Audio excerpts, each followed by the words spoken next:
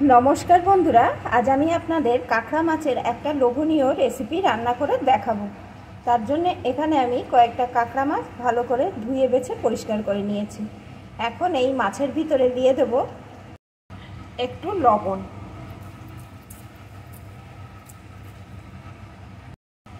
একটু হলুদ গুঁড়ো। এখন সুন্দর করে মাখিয়ে নেব। অফ ক্যামেরায় আমি হাতের সাহায্যে সুন্দর করে মাখিয়ে নিয়েছি। এখন এইভাবে কিছুক্ষণ রেখে দেব আর এই রান্নার মশলাটা রেডি করে নেব। প্লিজ বন্ধুরা একটা লাইক দিয়ে ভিডিওটি ফুল ওয়াচ করুন। মশলাটা রেডি করার জন্য এখানে আমি একটা মিক্সিং জার নিয়ে নিয়েছি। এর ভিতরে দিয়ে দেব একটু টমেটো, একটু আদা, কয়েক কোয়া রসুন, কয়েকটা কাঁচা লঙ্কা। এখন সুন্দর করে আমি পেস্ট করে নেব। মশলাটা এখানে আমার রেডি হয়ে গেছে। এখন আসুন রান্নাটা শুরু করা যাক। রান্নার জন্য কড়াইয়ে আমি পরিমাণ মতো সর্ষের তেল দিয়ে দিয়েছি। তেলটা গরম হয়ে গেছে। এখন আমি এর ভিতরে দিয়ে দেব টুকরো করে কেটে রাখা আলু,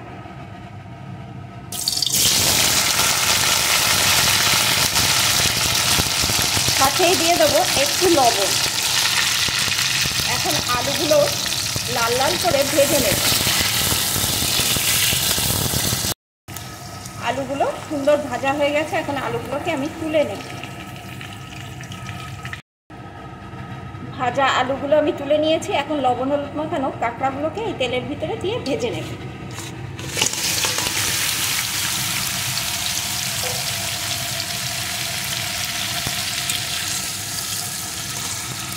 খুব বেশি ভাজবো না।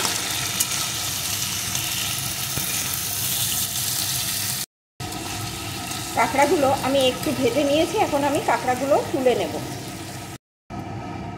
ভাজা কাঁকড়াগুলো তুলে নিয়ে আমি কড়াইয়ে আরেকটু তেল দিয়ে দিয়েছি। এখন এর ভিতরে দিয়ে দেবো একটা শুকনো লঙ্কা, একটু গোটা জিরে। ফোড়নগুলো লাল লাল করে ভেজে নেব। ফোড়নগুলো সুন্দর করে ভেজে নিয়েছি। এখন আমি এর ভিতরে দিয়ে দেবো একটা পেঁয়াজ কুচি।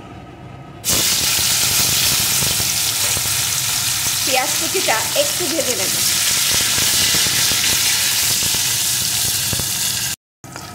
পেঁয়াজ কুচিটা একটু ভেজে নিয়ে যে মশলাটা আমি পেস্ট করে রেখেছিলাম ওই মশলাটা এর ভিতরে দিয়ে দেব।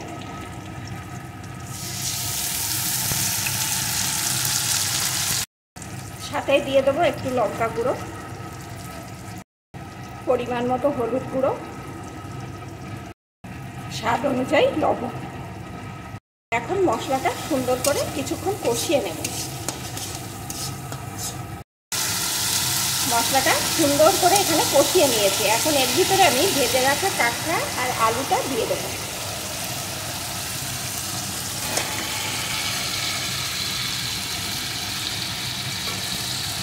এটাও মশলার সাথে কিছুক্ষণ কষিয়ে নেব।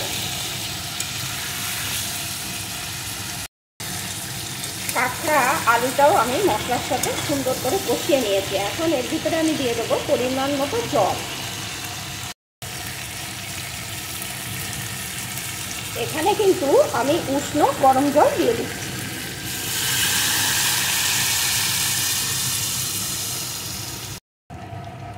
একটু নাড়িয়ে নেব। এখন কিছুক্ষণ রান্না করে নেব। বেশ কিছুক্ষণ আমি রান্না করে নিয়েছি। এখানে কিন্তু রান্নাটা মোটামুটিভাবে আমার রেডি হয়ে গেছে। এখন আমি এর ভিতরে দিয়ে দেবো একটা মশলা, যে মশলাটা দিলে কাঁকড়ার স্বাদ কিন্তু দ্বিগুণ বেড়ে যাবে।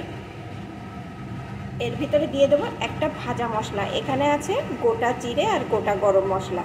আমি আগে থাকতে শুকনো অবস্থায় শুকনো কড়াই ভেজে গুঁড়ো করে রেখেছিলাম। এই মশলাটা দেওয়ায় এর যেমন স্বাদ হবে তেমন গন্ধ হবে। এখন একটু মিশিয়ে নেব। আমি কিন্তু কাঁকড়াটা এইভাবে ঝোল ঝোল মতনই রাখবো। বন্ধুরা এখন কিন্তু আমার এই কাঁকড়ার লোভনীয় রেসিপিটি একদম রেডি। আমি নামিয়ে নেব। আমার রেসিপিটি আপনাদের কেমন লাগলো প্লিজ কমেন্ট করে জানাবেন। ভালো লাগলে কিন্তু অবশ্যই বন্ধুরা একটা লাইক দিয়ে দেবেন।